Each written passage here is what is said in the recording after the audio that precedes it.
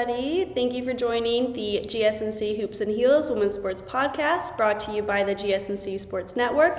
My name is Samantha Genzer. I'm going to be your show host for you today. We have a very exciting show for you guys. We're first going to be covering the recent WNBA games, the teams that qualified for the CrossFit Games, those that already qualified for Team USA for the upcoming Paris Olympics, the Roland Garros and the International de Strasbourg competition, and make sure you guys stay till the end to hear about the top 10 best PWHL players. Before we begin, I wanted to ask you guys to like and follow the show, and to become a part of our show to tip and donate using the link gsmcpodcast.net. Also, we do get a number of questions that come in from viewers during the show, so to ensure that your questions get read on the air, I ask that you use the link to put your questions at the top of the list so that I see them. Also, it really does help the show, and we really do appreciate it. Once again, the link is gsmcpodcast.net.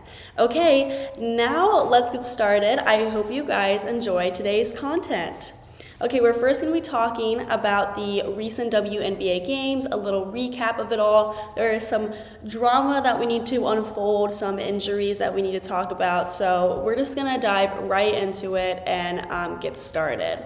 So, as we know, it's the beginning of the 2024 WNBA season, and the games that have been taking place so far have been really interesting, especially with the rookies, and I'm excited to talk about them, especially with all these amazing new players, and the team's dynamics have definitely shifted from last year. So we already talked about Tuesday, May 14th, Wednesday, May 15th, and Thursday, May 16th games when we reviewed how the rookies' debut games went.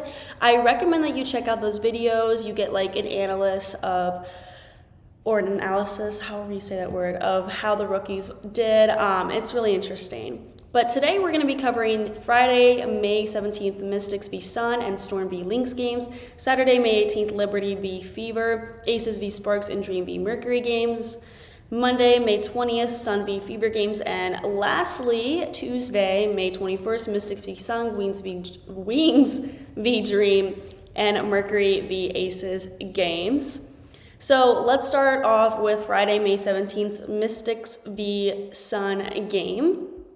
The Sun won the game 84-77. I'm so sorry okay, my bad. Sorry, technical issues here. Anyway, Daywana Bonner and Jejoni Carrington dominated the game with 22 and 21 points respectively. Even though the Mystics did end up losing the game, rookie Julie Vanloo did pretty well, and she scored 12 points, and 12 points was really good for the amount of time that she played. And then the other game that night was where the Storm went head-to-head with the Lynx. And here the Lynx won the game 102-93. Napheesa Collier led in points for the team, scoring a total of 29 points. Kayla McBride and Alana Smith also played very well, playing over 40 minutes both. McBride scored a total of 19 points and Smith scored 16 points. Now moving on to the games on Saturday, May 18th, the New York Liberty and Indiana Fever went head-to-head, and Fever lost terribly last week, but this game they did a lot better, only losing to Liberty 91-80. Even though they still lost, it was a much better loss than the other game against Liberty. Caitlin Clark scored a total of 22 points, 8 assists, and 6 rebounds. Jonquel Jones, who received a rapturous ovation following the game, posted a double-double with 14 points and 12 rebounds. The attention and scrutiny surrounding Clark has only made that charge more challenging for her. And Jones said after the game, "The media needs to give her some time and grace to develop as a player. Her impact will be tremendous as she grows and matures." And then referring to Clark, the Liberty coach said, "She's a great young talent, and you have to remember she's a young talent.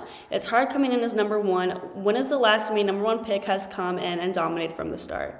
And I totally agree with that. There has been so over-the-top expectations for Caitlin Clark, but still this was a good game for her and everything.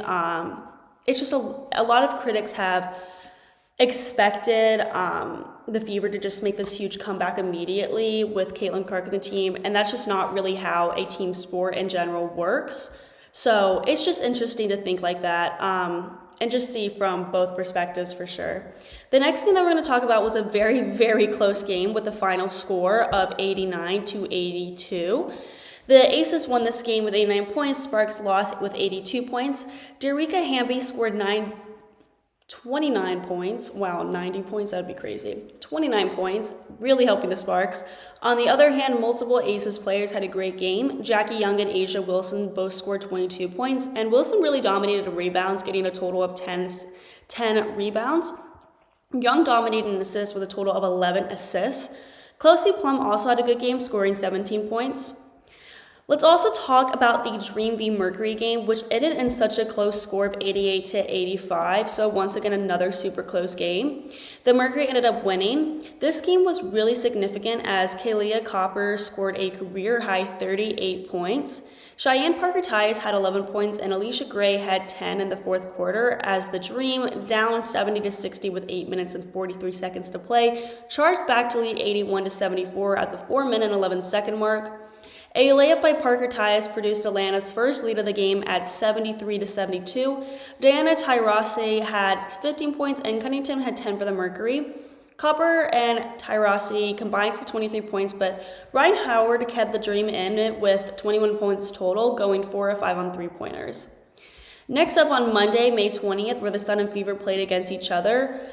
This game had so much drama to unpack, and we are going to really dive into it here. The game was very close, as you can see. The Fever only lost by 4 points. During this game, Caitlin Clark rolled her left ankle midway through the second quarter of her fourth WNBA game, stumbling awkwardly and losing her footing as she prepared to go around a screen. She slammed her hand on the bench in frustration and went back to the locker room immediately. She was in obvious pain. Clark returned to the bench after a couple minutes, and she ended up starting the second half and finished the game with 17 points, which tied for the team lead with Kelsey Mitchell.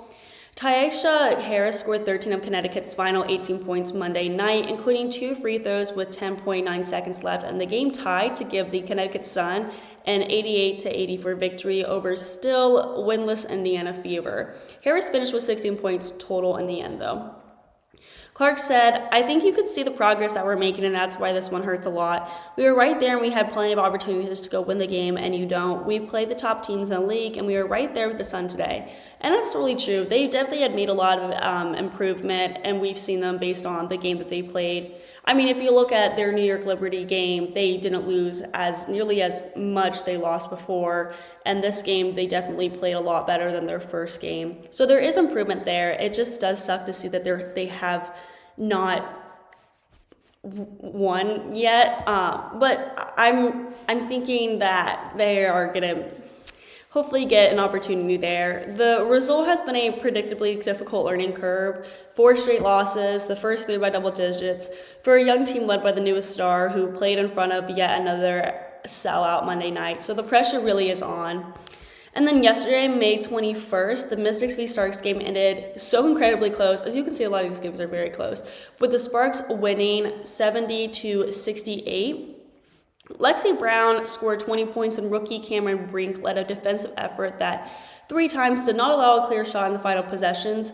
With Los Angeles leading 67 to 66, Washington had the ball and called timeout with 24.7 seconds left and 9 seconds remaining on the shot clock. They did not get a shot off. The Sparks then made 3 of 4 free throws and led 70 to 68 before the Mystics went to Shakira Austin in the paint for a chance to tie the score. Brink stripped her of the ball as she attempted to shoot, then Brink blocked the shot after the loose ball came back to Austin. With 0.3 seconds left, the Mystics inbounded to Austin again in the paint, but she did not get a shot up against Brink's defense. The score was tied at 55 entering the fourth quarter, then Stephanie Dolson gave the Sparks the lead for good at 58 to 55 when she hit a 3-pointer with 9 minutes remaining. Los Angeles went on to lead 65 to 58, before the Mystics got their first field goal of the final period. A driving layup by Aaliyah Edwards with 4.5 minutes remaining. The Sparks led 24 to 23 after 1 quarter, then the teams combined to score only 21 points in the second period. Washington took a 30 to 29 lead on a 25-foot 3-pointer by rookie Julie Van Loo in the midst of an 11-0 run that covered 6 minutes of playing time. The Mystics led 36 to 32 at halftime. Brown's 20 points included 3 3-pointers, and she added 6 assists. Derica Hamby had 17 points and 18 rebounds, and Kia Nurse scored 13. Brink, the number 2 pick in the recent WNBA draft, had 4 points and 8 rebounds and was credited with 4 blocks. This was a really good game for her, and she was really, really fun to watch on the court. And then Wings v Dreams game ended in a win for the Dream, 83-78. For the Dream, there was not a single player that truly dominated the court, and instead all the players had a good amount of points. That's not a bad thing. I'm not saying that's a bad thing. It's always a good thing when all the players do great, you know. The highest number of points in the Dream was 21 points by Alicia Gray. For the Wings, rookie JC Sheldon played very well, playing a total of 15 minutes and scoring 2 points. She also had 3 assists, which is good for a rookie and really good considering she only played 15 minutes. Lastly, we're going to talk about the game Mercury v Aces, which ended in a total score of 98-88. This was the most interesting game, in my opinion, to watch these past 4 days. Kahleah Copper scored 37 points, and the Phoenix Mercury handed the 2-time defending champion Las Vegas Aces their first loss of the season.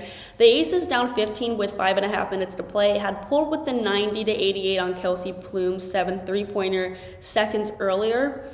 Copper added a steal and a layup, and Natasha Cloud and Sophie Cunningham both had a pair of free throws as the Mercury scored the last 8 points of the game that had 14 lead changes through 3 quarters. Suggs Sutton added 12 points and Cloud 11 for the Mercury. Plum had 27 points for the Aces. Jackie Young added 23, and Asia Wilson had 21 with 13 rebounds. This game was so particularly interesting because, I mean, I wouldn't say Mercury is an underdog here in the league at all, but I mean, when you look at the Aces, you expect them to win, and it was definitely an interesting game seeing the Mercury win. I don't know. I really like it when you don't expect a team to win, and they're like, oh my gosh, they won. Like, I feel like it's so interesting, and it makes the game a lot more fun. Especially, like, this wasn't like, I mean, it is a close game, 10-point difference, but it could have been a 2-point difference, a 1-point difference. Like, this is a 10-point difference. Like, that's pretty insane that Mercury beat the 2-time champs, Aces, this early in the season. Despite the win, though, Deanna Taurasi struggled throughout the game, only scoring 9 points on 3 of 13 shooting. Late in the second quarter, with just over a minute remaining, an altercation broke out between multiple players from both teams. The argument started after things got a little heated between Jackie Young and Sophie Cunningham. Taurasi and Plume ended up, or Plum. Wow, that was so weird. My brain just turned off. Taurasi and Plum ended up in the middle of the altercation along with several others. So that was another reason why the game was so interesting. There is some heated arguments over there. So we're now going to switch over to talk about CrossFit, but before we begin, we are going to take a short break, so I will see you guys very soon.